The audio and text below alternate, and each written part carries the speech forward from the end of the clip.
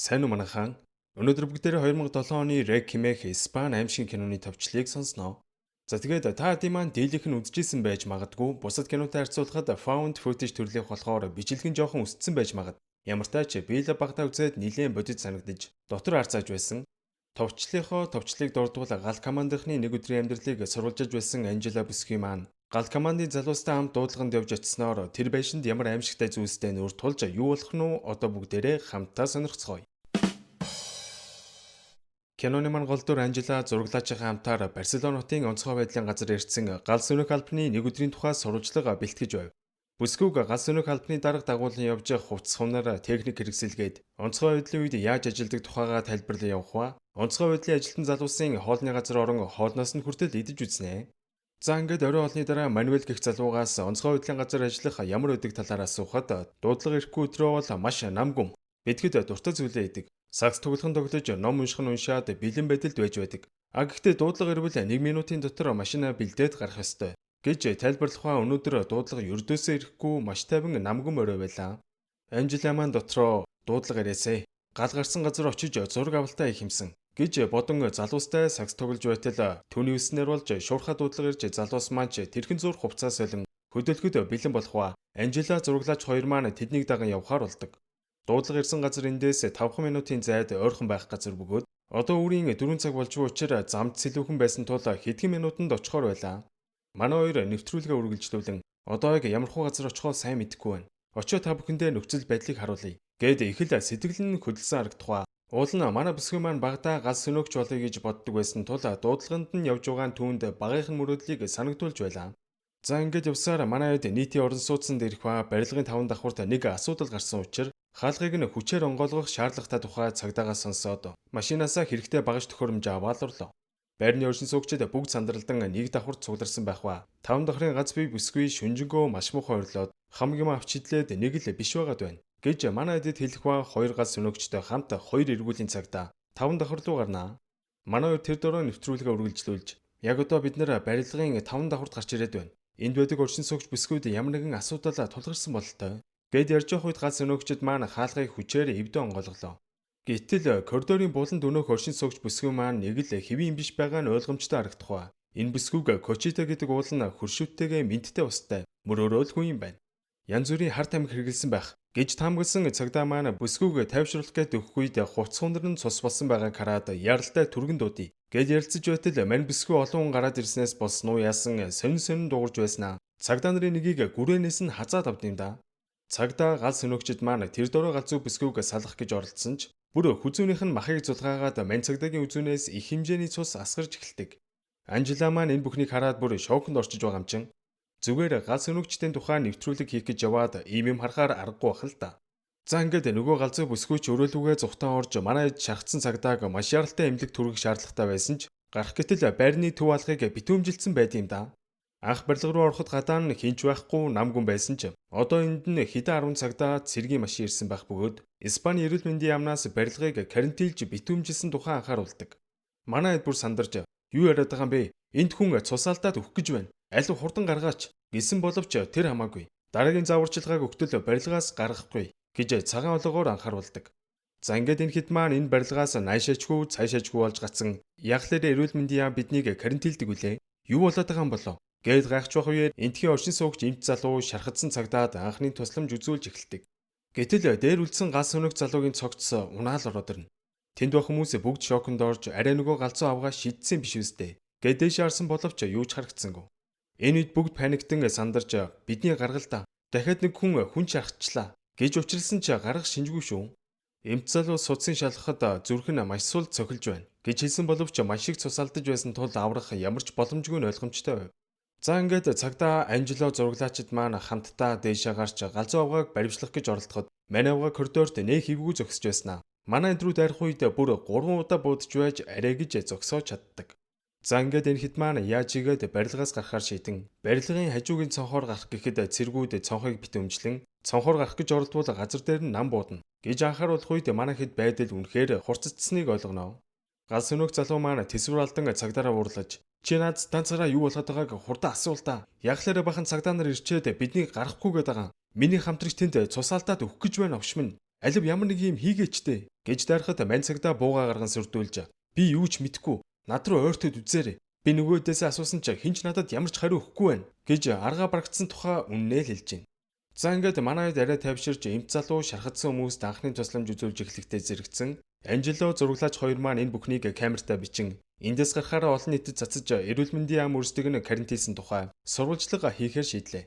За ингээд байрны оршин суугчдаас нэг нэгээр нь ярьслага авч эхлэх ба дэлгэх нь галзуу бүсгүн хашгирах чимээнээс өөр ноцтой зүйл мэдэхгүй гэж хэлэх ба тэдний зарим нь энд амьдардаг хятад гэр бүлийг буруутгаж манай байрны хятадууд нохоо шуугээл янз бүрийн мэддэг. Бодвол тэднээс янз бүрийн өвчин илрээвз гэх зэргээр ярьслага өгөх ба энэхэд бүгд л дээшээ гарахаас имэж байрны нэг давхарт богинорцгон эрүүл мэндийн яамны хариу хүлээж байх үед ашгүй цагдаа юу болсон тухай бусдаасаа олж мэддэг.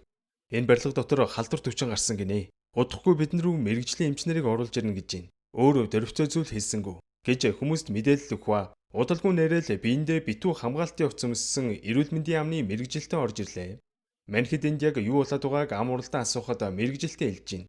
Энэ байшинд өмнө нь илэрж байгаагүй гоц халдвар төвчин гарсан. Цусаар дэмждэг тухай надад хэлсэн. Өөр мэдэх зүйл алга. Магадгүй галзуугийн өвчнгийн шинэ хувилбарайж болох юм.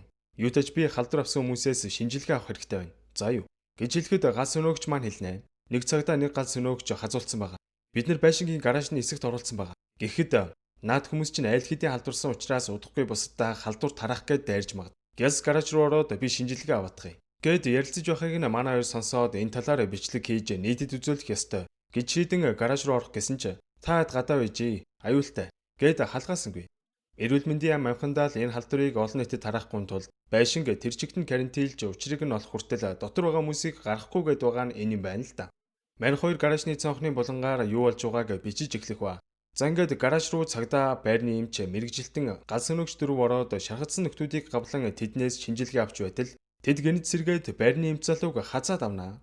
Энэ үед манхид сандралдан гарчгүй хва. Мэргэжилтэн маань өрөөний айлгыг төгжих үед эмч залуу намайг гаргаач дээ гэж гуйхад манайд гаргах гэсэн чи мэргэжилтэн тэднийг тас хоригилж тэр хазуулсан. Түүнийг гаргавал бид нар лүү дайрах болно. Та нар хараа үстэй. Гэд ярьж явах үед өрөөнд байх зомбинууд шилэн алгыг цуулан гарч ирэх гээд байсан учраас бүгд яран гүйж гаражны төмөр алгыг хаан битүүмжилж орхидог.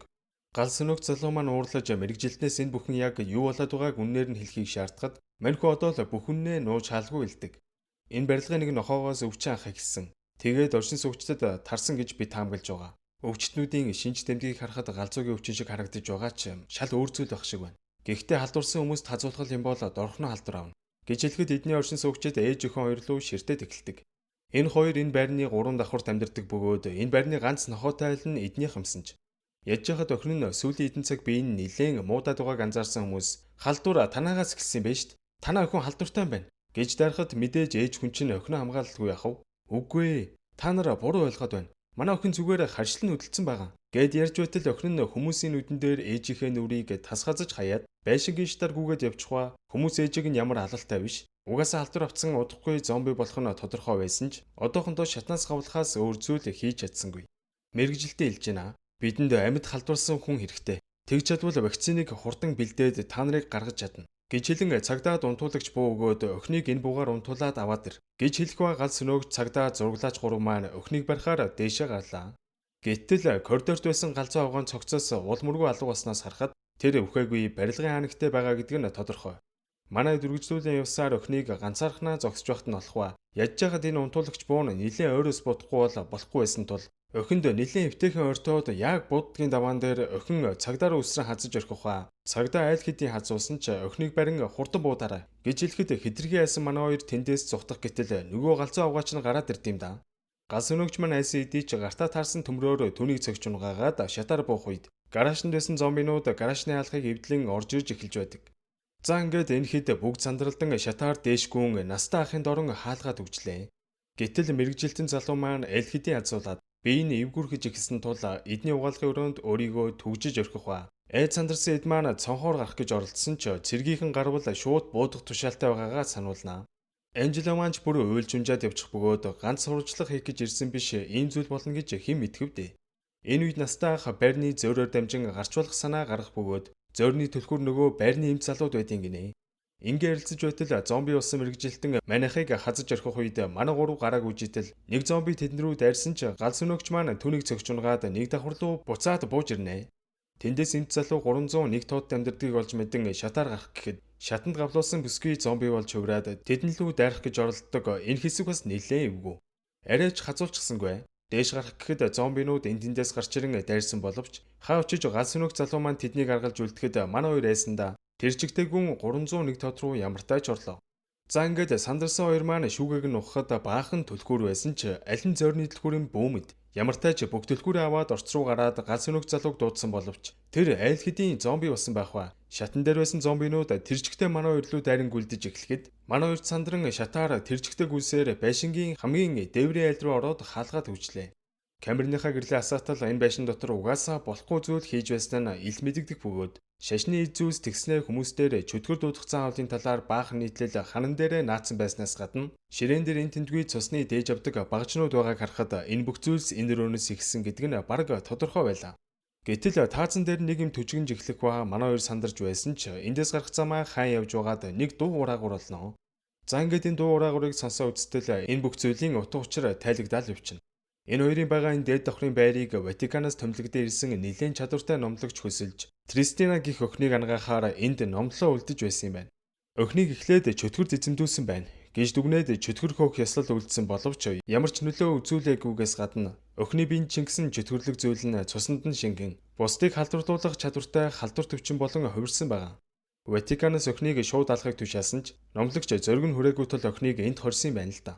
Энэ бүх аимшигтай зүйлсийг сонссон манай хоёрын биеийг арзааж гарах гарч сайн байрны мансарт руу камераа чиглүүлэн харж байтал зомби үхэд камерыг нь түлхэн унгаах үед манай хоёр гэрэлгүй болж сандралдаж байхдаа зураглаач маань тэднээс холгүй нэг хачин битэй зүйл зогсож байгааг хараад Анжелог чимээг байхыг сануулнаа. Энэ чөтгөр шиг зүйл бол мэдээж номлогчийн идгэх гэж байсан охин гэдг нь ойлгомжтой.